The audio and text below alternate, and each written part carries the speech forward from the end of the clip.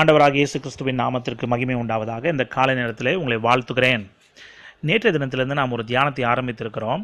இந்த கடைசி நாட்களிலே பிசாசு எந்தெந்த ரூபங்களிலே வந்து ஆண்டுடைய பிள்ளைகளை வஞ்சிக்க வருகிறான், பாவத்திலே தள்ள வருகிறான் என்று நாம் நேற்றைய தினத்திலிருந்து ஒரு தியானத்தை ஆரம்பித்திருக்கிறோம். How does the devil disguise himself and come. நேற்றைய தினத்தில் நாம் பார்த்ததான ஒரு காரியம், பிசாசு எந்த ரூபத்தில் வருகிறான். முதலாவதாக, he comes as a devouring lion, roaring lion, விழுங்குகிற சிங்கம். எவனை விழுங்கலாமோ என்று வருகிற சிங்கம், இல்லாவிட்டால் கெர்ச்சிக்கிற சிங்கம் போல வருகிற பிசாசு என்று நேற்றைய தினத்தில் நாம் பார்த்திருக்கிறோம். இன்றைக்கி ரெண்டாவதாக ஒரு காரியத்தை பார்க்க போகிறோம். பிசாசு வருகிற ரெண்டாவது ரூபம் என்ன?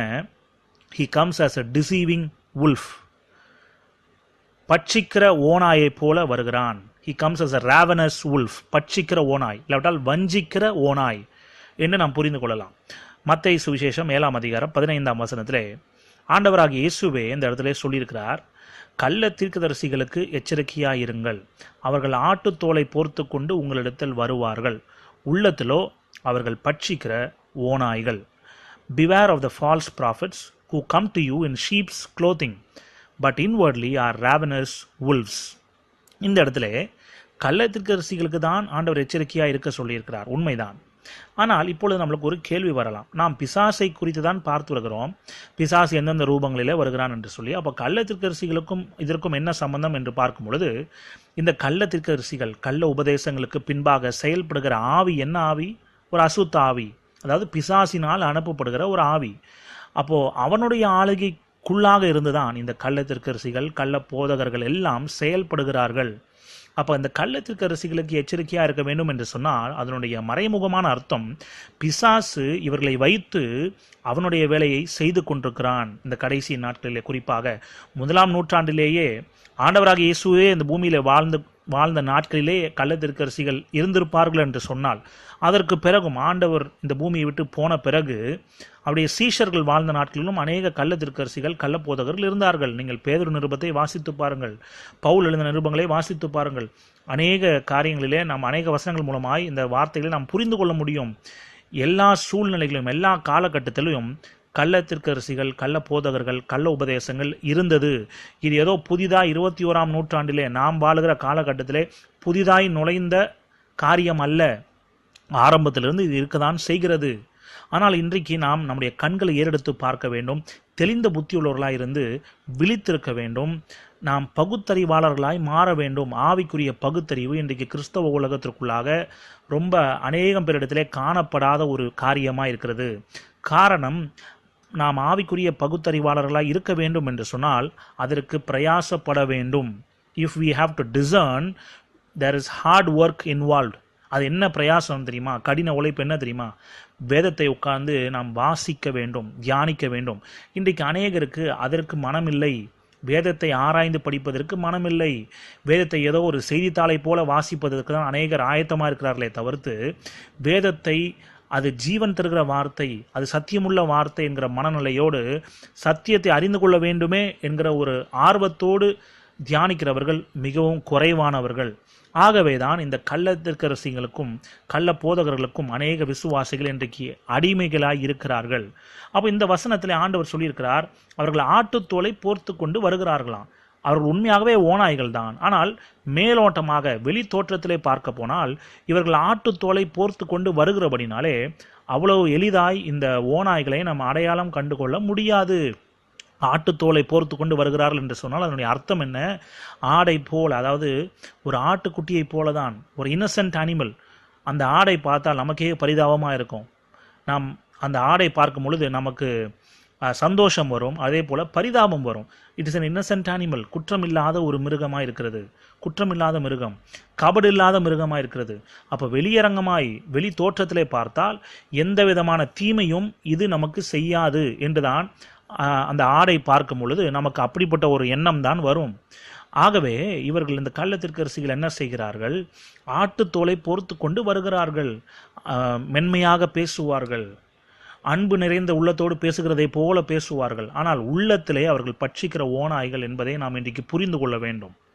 இந்த ஓநாய்கள் இல்லாமல் கள்ள தீர்க்கதரிசிகளுடைய உபதேசங்கள் எப்படிப்பட்டதாக இருக்கிறதுனா, இவர்கள் கிறிஸ்தவர்களை சுயத்தை வெறுக்கிற அந்த உபதேசத்தை விட்டுவிட்டு சுயத்தை நேசித்து, சுயத்தை பராமரித்து, சுயத்தையே மையமாக கொண்டு வாழுகிற வாழ்க்கைக்கு நேராய் கிறிஸ்தவரை நடத்தி விடுவார்கள். இதுதான் கள்ளத்திற்கரசியினுடைய ஒரு அடையாளம். They will turn the Christians from self-denial to self-indulgence. Self-intelligence என்று சொல்லும் பொழுது சுயத்தையே மையமாக வைத்து, அதையே குறிக்கோளாக வைத்து வாழுகிற ஒரு வாழ்க்கை தான் செல்ஃப்-இன்டெலிஜென்ஸ். ஆனால் ஒருவன் ஆண்டவராகிய இயேசு கிறிஸ்துவை பின்பற்ற வர விரும்பினால் என்ன செய்ய வேண்டும்? ஆண்டவரே அந்த வார்த்தைகளை சொல்லியிருக்கிறார். அவன் தன்னைத்தான் வெறுத்து, he must deny himself, அந்த செல்ஃப் டினாயல். அதற்கு பிறகு இரண்டாவதாக தன் சிலுவையை அனுதினமும் எடுத்துக்கொண்டு, சிலுவை என்பது தியாகத்தின் அடையாளமாக இருக்கிறது, செல்ஃப் சாக்ரிஃபைஸ். ஆக இந்த கள்ளத்திற்கரசிகள் இந்த தியாகத்தை குறித்து, தியாகத்தை மையமாக வைத்து பேச மாட்டார்கள். அவருடைய உபதேசங்களிலே இந்த தியாகம் என்று சொன்னால் என்னன்னே இருக்காது. அந்த உபதேசம் அப்படிப்பட்டதாக இருக்கவே இருக்காது. அப்போ என்னவா இருக்கும் அப்படின்னா, from self sacrifice to self service. அந்த தியாகத்தை விட்டுவிட்டு இவர்கள் என்ன செய்வார்கள்?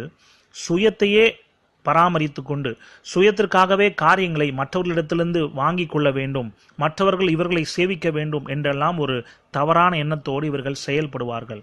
இவர்கள்தான் கள்ளத்திற்கரசிகள். ரொம்ப ஜாக்கிரதையாக இருக்கணும். இந்த கடைசி காலத்தில் நாம் வெளுத்ததெல்லாம் பால் என்று நம்பிவிடக்கூடாது. மின்னுவதெல்லாம் பொன்னல்ல, அதே போல் மின்னுவதெல்லாம் தேவ மகிமையும் அல்ல. All that glitters is not gold, all that glitters is not God's glory. ரொம்ப ஜாக்கிரதையாக இருக்கணும். இந்த கள்ளத்திற்கரசிகளுக்கு எச்சரிக்கையாக இருக்க வேண்டும் என்று ஆண்டவரே சொல்லியிருக்கிறார்.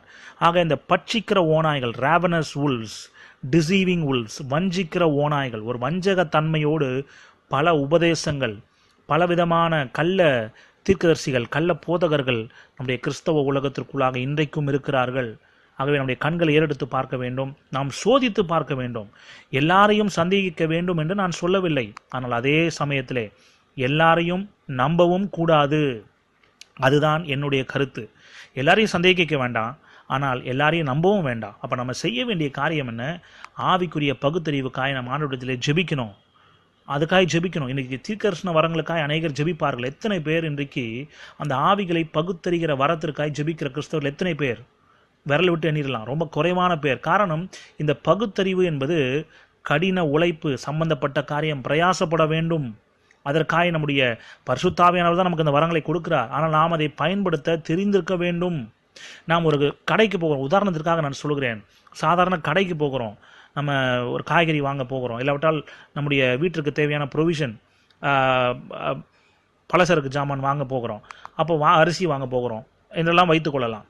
அப்போ அந்த கடைக்கு போகும் பொழுது, அந்த பொருள்களுடைய ப்ரொவிஷன் ஸ்டோர்ஸுக்கு போகும் பொழுது, மளிகை கடைக்கு போகும் பொழுது, அந்த இடத்துல உள்ள எல்லா பொருட்களையும் நாம் சரி செய்து பார்க்கிறோம். எதற்காக பார்க்கிறோம்? நாம் விலைக்கரையும் கொடுத்து நம்ம வாங்கியிருக்கிறோம், காசு கொடுத்து வாங்குகிறோம். அதோடைய எக்ஸ்பைரி டேட் நம்ம பார்க்குறோம். அதே போல் பில் கவுண்டரில் பில்லு கரெக்டாக போட்டிருக்காங்களான்னு செக் பண்ணுறோம். ஒரு பொருளுக்கு பதிலாக 2 பொருள் போட்டிருக்காங்களா நம்ம சோதித்து பார்க்குறோம். எதற்காக பார்க்குறோம்? நாம் விலை கொடுத்து அதை வாங்குகிறோம். இலவசமாக அல்ல, கஷ்டப்பட்டு உழைத்து சம்பாதித்து அந்த பணத்தின் மூலமாக அந்த பொருட்களை நாம் வாங்குகிறோம். ஆக காலாவதியான ஒரு பொருட்களை வாங்கி நாம் செய்து சாப்பிட மாட்டோம். அதில் ரொம்ப ஜாக்கிரதையாக இருக்கணும், ஜாக்கிரதையாக இருக்கிறோம். காரணம் என்ன? நம்முடைய சரீரத்திற்கு எந்த விதமான கேடும் வந்துடக்கூடாது என்ற ஒரு நினைப்பு இருக்கிறது. அப்போ நம்முடைய அழிந்து போகிற சரீரத்திற்காக இவ்வளவு காரியங்களை நாம் செய்கிறோமே. சாதாரண ஆகாரம்தான், சாதாரண மளிகை பொருட்கள் தான். அதை வாங்குவதற்கே நாம் இப்படி காரியங்களை செய்கிறோமே, சோதித்து பார்க்கிறோமே. என்றைக்காவது ஒரு நாள் நம்முடைய ஆத்துமா சம்பந்தமான காரியங்கள், எத்தனையோ வார்த்தைகள், எத்தனையோ பிரசங்கங்களை நாம் கேட்கிறோம். என்றைக்காவது அதை சோதித்து பார்த்துருக்கிறோமா? எத்தனை கிறிஸ்தவர்கள் இன்றைக்கு ஞாயிற்றுக்கிழமை பிரசங்கம் கேட்ட உடனே வீட்டில் போய் பைபிளை ஒரு ஓரத்தில் வைத்து விட்டு அது அனுதினமும் வாசிக்கிறார்களா என்னன்னு கூட தெரியாது. மறுபடியும் அடுத்த வாரம் தான் அந்த பைபிளில் கையில் எடுப்பார்கள். இப்படிப்பட்ட நிலவரங்கள் எல்லாம் இன்றைக்கும் இருக்கிறது. இதையெல்லாம் மாறினாலே நம்முடைய தேசத்திலே, நாம் வாழுகிற மாநிலத்திலே, பட்டணத்திலே எழுப்புதல் வந்துவிடும். அது ஆண்டுடைய வார்த்தைக்கு முக்கியத்துவம் கொடுத்து, ஆண்டுடைய வார்த்தையில் என்ன எழுதப்பட்டிருக்குது என்பதை நாம் அறிந்து கொள்ள வேண்டும். கள்ளத்திற்கரசிகளுக்கு நாம் எச்சரிக்கையாக இருக்க வேண்டும். நம்முடைய ஆத்துமா வெளியேற பெற்றது. நம்ம உலகம் முழுவதும் ஆதாயப்படுத்தினால், நம்முடைய சொந்த ஆத்துமாவை நஷ்டப்படுத்தினால் அதனால் ஒரு லாபமும் இல்லை, ஒரு பிரயோஜனமும் இல்லை. நாம் இந்த காரியங்கள் எல்லாவற்றையும் மனதில் வைப்போம். இன்றைக்கு இந்த சிந்தனையோடு முடிப்போம். நாளை தினத்தில் இந்த கருத்தின் அடிப்படையில் மற்ற காரியங்களை நாம் தொடர்ந்து தியானிக்கலாம். இன்றைக்கு ஆண்டவர் அவருடைய கிருபையினால் நம்மை நடத்துவாராக. ஆமென்.